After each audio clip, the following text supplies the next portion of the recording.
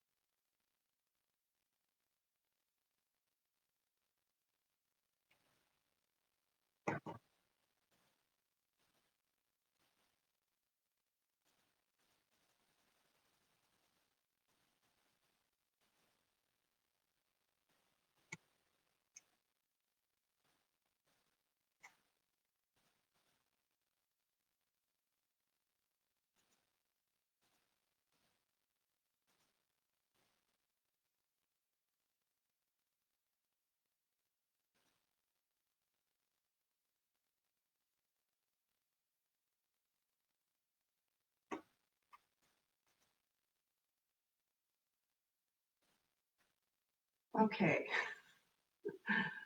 Oh my gosh. Okay. Thank you for giving me some feedback here. I am having a dilly of a time with this computer. So I'm just going to go ahead. Hello, Neva. And I'm glad you can see and hear me. I apologize for the late start. Um, and watching from the Philippines, Spencer, that's wonderful.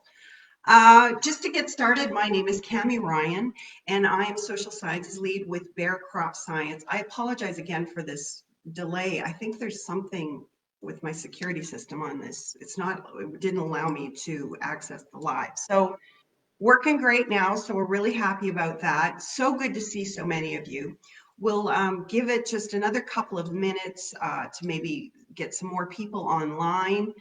I thank you for coming and joining. We're talking today about disinformation in food production and agriculture because the bad stuff is always easier to believe. And while I'm going to dig a little bit down tiny bit into human behavior, which I think you are probably familiar with a lot of that, how humans normally react. We're herd animals and we tend to fall back on our biases. That's a piece of it. But I want to present to you some work that we have done, colleagues and I have done, around looking at mapping disinformation. Disinformation really is a fundamental problem for a number of technologies and products. It doesn't just revolve around agriculture and food production. As we know, since COVID came up in the last little while, we've seen a lot of mis and disinformation around that. But I want to talk to you a little bit about what we discovered there. Although we applied it to a case study around GMOs, which was interesting, it was a neat little narrative to really work towards.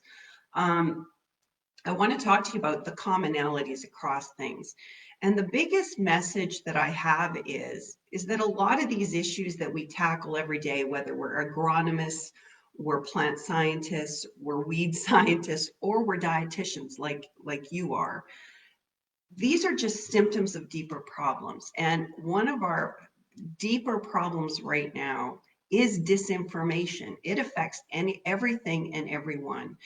And if one good thing has come out of COVID, and there's not many things because it's a really serious public health issue, I think what's happened is it has raised awareness around how disinformation can impact societal and public health. And disinformation is nothing new. This is something we've been dealing with for a long time.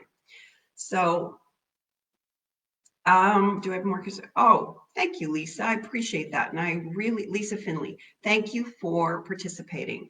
So I encourage you to drop your questions in and comments. I'd like to also, if you have some good examples of where you've tackled disinformation or misinformation, please feel free to share that.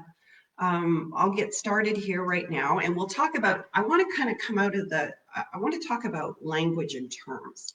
See, there's disinformation, and I focus on that mostly when I give my talks or when I'm communicating around this topic.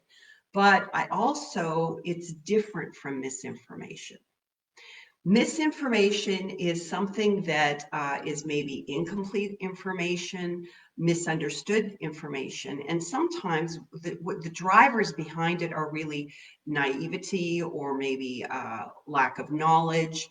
It may be bias driven in terms of sharing misinformation. But disinformation is qualitatively different than misinformation in that it is intended to mislead. It is intended to drive behavior in a certain way.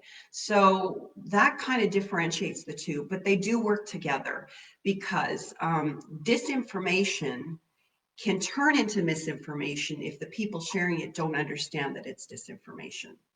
On the other side of it, misinformation can actually lead to disinformation because those that are interested in creating and sharing disinformation with intentional outcomes to deceive will use misinformation or gaps in our knowledge to really push ahead that disinformation thing. So there's an iterative process around both misinformation and disinformation.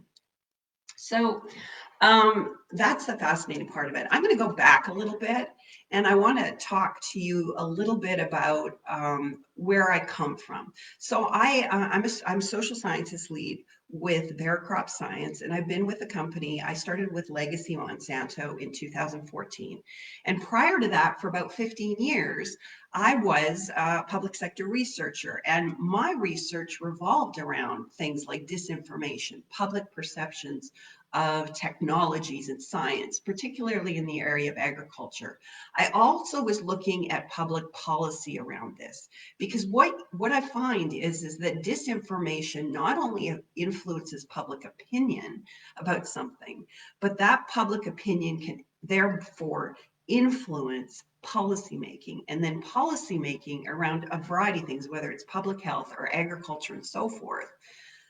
All of a sudden, public policy is driven by disinformation rather than evidence and science, which is what we're striving for. And this, of course, has impacts on the social and economic health of countries and communities because people don't necessarily have access to some beneficial technologies or science or products because disinformation has somehow impacted the availability of these things. So it's hello. Hi, Moderation Maven Nutrition. Hi there. How are you? Welcome. It's nice to see you. So there's a few things I want to talk about, and I was trying to be clever about this presentation and see if I could pull in a screenshot. The other day in preparation for this, I sent out a note just giving you a link to my website where I have a whole bunch of links to other things that I think will help prepare you for today and maybe stimulate some questions around what you want to talk about and some questions you have. On there, I wanted to show you this graph. So when we went out and did this work, and I worked with some amazing scientists from Bayer on this project, we actually gathered up 95,000 data points about GMOs. These are our individual URLs that had been shared or posted over the period of 2009 to 2019. So we were looking at this narrative arc online on GMOs. So it kind of looks like this, pretty much how a narrative arc kind of goes. And what we noticed is a couple of things. When we looked at when we layered some events onto that, including some legislative or ballot initiatives like Prop 37 that was in California in 2012-13, and things like the Seralini study that came out in 2012. Oh, thank you, Leslie. I enjoyed giving that presentation on Monday. I appreciate that. Thank you very much. And thanks for attending. So we layered all of these things on there, these events, because we wanted to see what happens with engagement. So we gathered up these 95,000 data points, but what we really wanted to see, what was the engagement level around those data points? So what we noticed that there was a spike in engagement during when there was a demonstration, and there were several demonstrations over time, meaning a march against Monsanto demonstration. And then what you would see is a spike in engagement. But what we did notice is that when the ballot or legislative initiatives went on, and most of them were defeated, the engagement went down. So we saw a pattern around what was happening. And these are like granulated patterns. But overall, that whole narrative around GMOs over time, over that 10-year period, just basically went like this. So there were little peaks and valleys within, but it generally went like this. Now, when things changed at the end, I think what we saw less resistance to GMOs because the scientific basis for genetically engineered crops really is pretty strong, and it's hard to argue against it. So we see a withdrawal of particular vendors or entities or actors or activists that are pushing back against GMOs. They just move on to other things. And I think GMOs kind of fell by the wayside. But the other thing we notice, of course, when we're talking about disinformation and it being kind of a product, it has a market, and this market is in the attention economy. And while we're all busy trying to personally brand and engage in these spaces and try to elevate our voices to, support and stand for science, we have to compete for that. And all of us has different tactics to do so, but so do the activists. So what they want to do is they want to draw that attention in. That's why, a lot of these URLs or these stories around GMOs, whether they had some accurate information, but also some inaccurate information, that in particular would, that gets shared more. It's more compelling when it's maybe a little bit provocative, or it kind of misdirects or misleads people. So we noticed that in the whole process of developing this data. But because we operate in an attention economy, we're trying to grab attention. GMOs were no longer grabbing the attention they once were, and they got displaced very early in 2016 in advance of the American election. So when Trump came, it was actually around Super Tuesday in 2016 that we saw a drop in interest in GMOs and a larger interest in some of the other aspects, the political aspects that were going on. And we don't dive into that in the paper, but I think it's an interesting thing, and it speaks to the fact that attention is a big thing. And just in the last few months, what our data scientists did, just did an extension beyond that 2019 mark of where we had that data set. We extended a little bit, and we looked at other things like COVID, because that's important, and plus the political election things. And of course, COVID I mean, the URLs and the engagement around COVID were really, really, really high, and then GMOs were tiny, tiny, tiny. So this in the end is about attention. And I'm going back to my argument there where I say that these issues that we're trying to tackle, whether it's GMOs, whether it's pushing back on processed foods and arguments against processed foods and all of these things, these are just symptoms of deeper issues. Even if the issue around, even when the issue around GMOs kind of goes away, like it kind of is now, it's just going to be replaced with something else. And disinformation and the process of creating and disseminating disinformation will just drive all of these processes because there is any number of ways to problematize a science, a technology, or a product or a set of products. Um, Let me see. Thank you, Trish Jordan. I look very professional. Thank you. Rob, welcome, Rob. Rob Wagers, nice to see you. His comment is, although the curve has dropped in North America, it is still going up in places like Africa. Well, good point. There is that. Those are things I really don't know about. And when we were looking at these URLs, we kind of did a global scraping. So we kind of captured everything.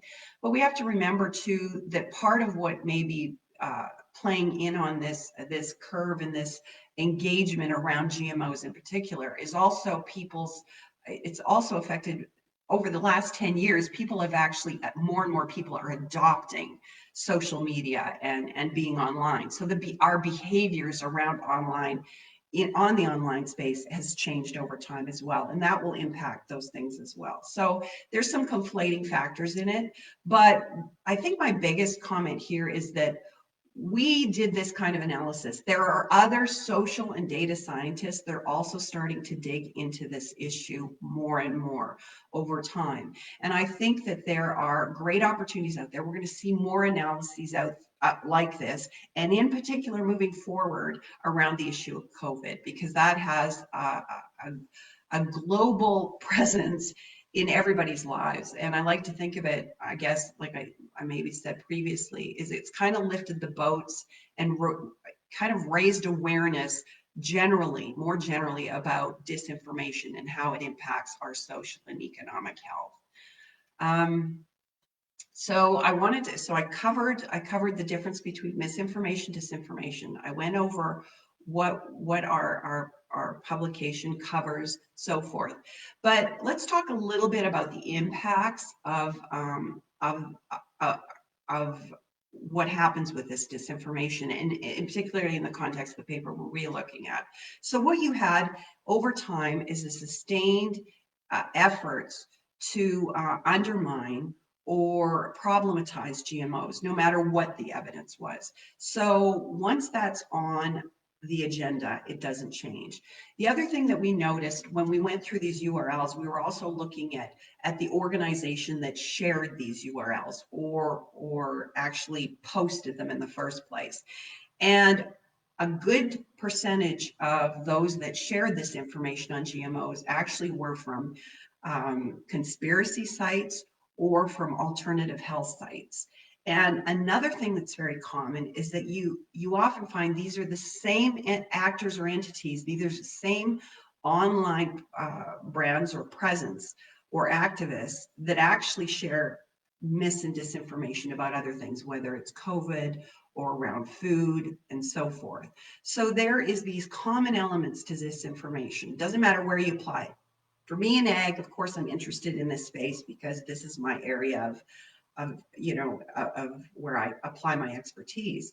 But anything that can attract disinformation, anything that brings disinformation with it, generally they all follow the same kind of playbook in terms of how they're organizing around disinformation, how they create it, and how they share it in dissemination. Attention economy, sorry, I have a comment here from an individual. Attention economy is what we have created, and we are going to either empower the authentic people so that they can gain attention. Good point. Yeah, and this is where branding comes in, and this is why we really need to stand up for science. So I always say to my colleagues and friends that are in this space and are advocating, no matter where you fit along the lab to fork value chain, I think if you have expertise and knowledge, you have a moral obligation to get out there and share that expertise and knowledge and to have those conversations, because it's less about quote GMOs than it is about this underlying problem of disinformation and the social media channels that we now have and have access to. By 2021, more than 3.4 billion people in the world will be on social media channels. This is not going away. This is a lucrative business for some actors, and those are the channels that they can work in, and this is how they can generate value. So that's not going to go away. What may change, though, is the different products and technology that they attempt to problematize. And let's face it, you can problematize anything, because there's very little accountability when you're disseminating dis or misinformation in an intentional way. You can create compelling stories. We've seen it all the time, and in a number of ways, whether you create a documentary or you just post a tweet or you share an article or a blog post.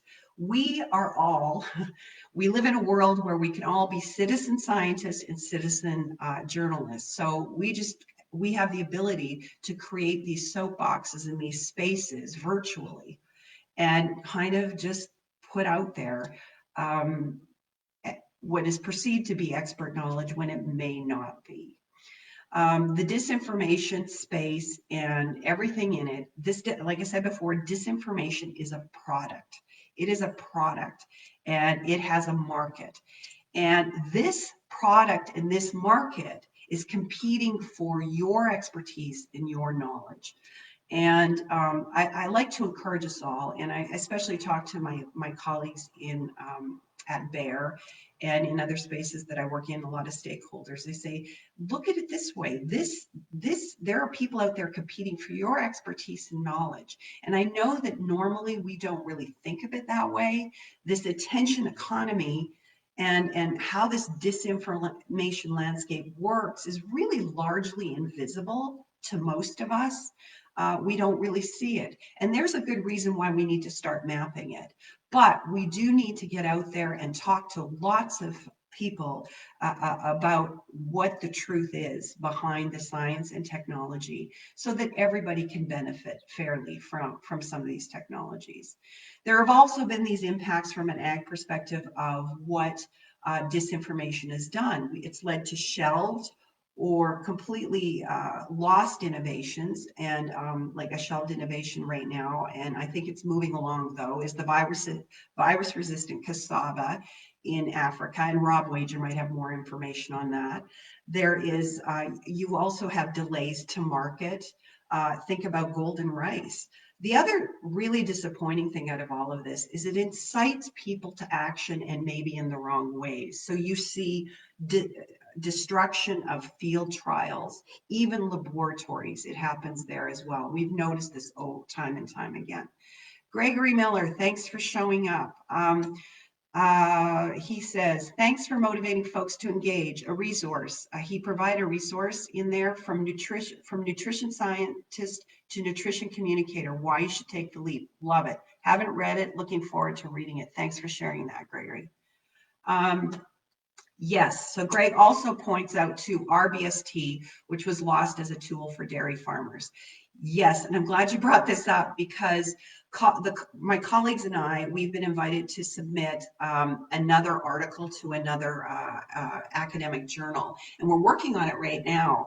And we wanted to extend from what we did on the disinformation piece, monetizing disinformation piece. So we basically took the data set and we re-examined it, and we did a kind of another search in the data set.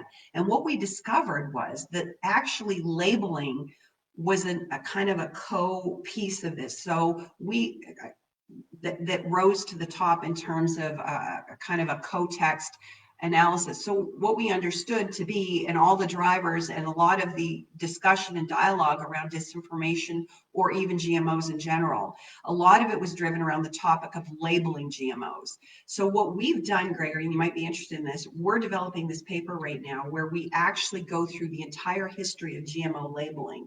And we start with the RBST story, very interesting one. and how all of this has occurred. And that's a really good case study of how labeling can impact things. And what we've seen from this disinformation paper, in addition to that, is this whole thing is that what also evolves out of all of this, including some socioeconomic issues that kind of can impact societies and economies. But you also see that there are secondary and tertiary markets that come up. So we got the GMO verified market, and that's a multi-billion-dollar a year market right there. And that shows no signs of going away. So the RBST is a good one as well. Build up dietitians. What are some of the sites, resources you would recommend for dietitians to follow or look at to be better equipped to combat disinformation? Well, not so much sites and resources. I tend to focus on the individual, and there are some good sites out there, but there's some good individuals that I really point to, because what I find is that the individual has somehow, the individual expert finds the information and actually is able to kind of distill it down. So my first go-to are the experts in the area, and there's a lot of experts in the build up dietitian network that I actually go to for information, particularly about food and diets.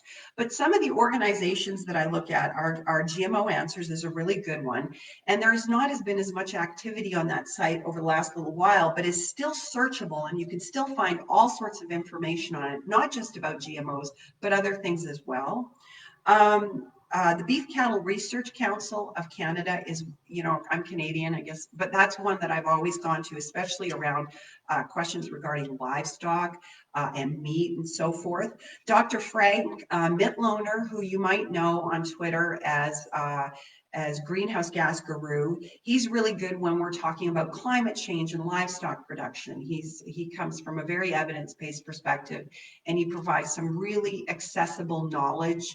And he's very accessible just if you want to ask him questions. He's amazing that way. Alison Van Eeneman, who has been also from University of California, Davis, she's been working on CRISPR cows and dehorn or the knockout of genes for dehorning cattle. So she's also a really good person that I engage with. For weeds, I love Lynn Sosnowski and I love Andrew Canese. They're amazing and good sources as well. Tim Caulfield, outstanding. And I know he's going to be on the show next, or on the Facebook Live next week. So I think you'll find that a lot of our work really complements each other. Another person that's new to the scene, and I like to, if you get a chance to engage or even watch her on social media, is Sarah Mojarad. She's tackling the medical professional space on social media, and she's challenging medical professionals to really engage and to engage around some of these controversial topics and in a way making them accountable and raising awareness around how social media can really twist some of the public health information out there. And what we know is you can't talk about agriculture without talking about livestock production. You can't talk about livestock production without talking about the environment. You can't talk about the environment without talking about public health. So I think we need to expand our networks when we're thinking about accessing resources to tackle some of this disinformation. I think we need to think outside the box constantly about who we're talking to and who we're engaging with to get that expert feedback, because that whole space is growing and growing. Our networks have never been more important, and we need to take advantage of those networks and really leverage them. Yeah. Thanks yes, Tim Caulfield, amazing. Tim and I worked together for many years in Canada on a related project for Genome Canada. I've known him a long time, and it has been an absolute pleasure watching him get out there and engage the way he does. Those are the kinds of personalities and voices that we really need, and we need to lean on. Lisa Finley asked the question, do you feel that emotive misinformation seems to propel people into embracing an all or nothing false solution for complex problems rather than nuance and critical thinking? Maybe this is a factor driving polarization in society. This is a very good question. Yes, emotions play a huge part of this, but what we're also dealing with is mass information, right? We've never been more inundated with information. I mean, think about it. At one point, what we used to do is we used to get up in the morning, read our newspapers, close them, go to work, come home at night, and turn on the television and watch the evening news. We have all of this information running through our feeds constantly. We're constantly inundated. So then our brain can only handle so much. So what we do is we have to cut out most of it and focus on the things that speak to our biases, speak to our real base behaviors as human beings. I mean, the reason we've survived as a species is because we're risk averse. We like to run in herds, so we don't want to get voted off the island, so we like to keep our herd happy, and we want to stay in our herd, so we try not to counter anything that our social networks say or do. We kind of want to stick with them. And we've got all of these biases. We seek out information that confirms our biases, and sometimes the most compelling, emotive, provocative stories are the ones that we're attracted to. And obviously, it impacts what our perceptions around what the topic is. And yeah, critical thinking does not come naturally to human beings. We are quick thinkers. Um, Jonathan Haidt has this really good metaphor that he uses, the elephant and the rider. So we are the rider on the elephant. And even though we want to be able to steer that elephant in some direction, it's the elephant, which are our emotions, that actually take over and drive our behaviors around that. So we aren't in control. Our emotions are in control. Hello from the Philippines. Welcome, Jake. Yes, biases are a big thing. And I have this, I don't have it on this wall. I'm up in Canada right now, hanging with my daughter. But I have this poster on my wall that has a picture of a brain, and it has all the biases all the way around it. And there's like a couple hundred different biases. They're all really interesting. And for a whole year, I actually tried to go through each bias and understand it a little bit more.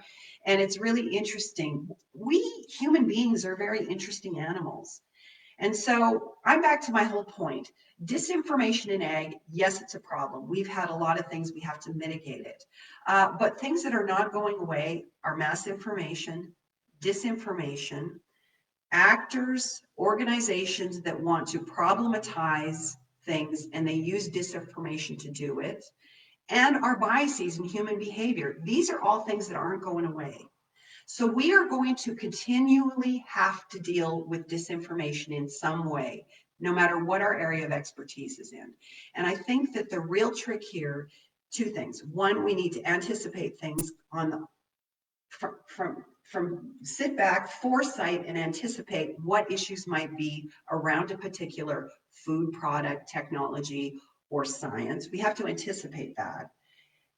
We have to let go of trying to solve it and thinking that we're going to actually get rid of it. It's not going to. It's a constant process of mitigation. And I think the biggest thing of all of this is we have to engage around it. Science communication can do a lot of great things, and it's really important. Science communication is really important, but it's necessary, but it's not enough. We have to engage. We have to build those relationships. We have to build that trust with individuals, and we have to continue to have those conversations, because we have to continually demonstrate trustworthy behavior as experts in these areas. Oh, thank you. Yes, I became a grandmother a couple months ago, so thank you for that. I appreciate that. I'm very excited. Now, I have to shut down now. We're past time. I want to thank you for all for engaging and participating. Please reach out to me. I'm on Twitter at Cami D. Ryan. You can find me at CamiRyan.com. I have a blog there. I have a public Facebook page. Please feel free to reach out to me anytime. I'd love to continue this conversation. I think more importantly, let's continue to work together as much as we can.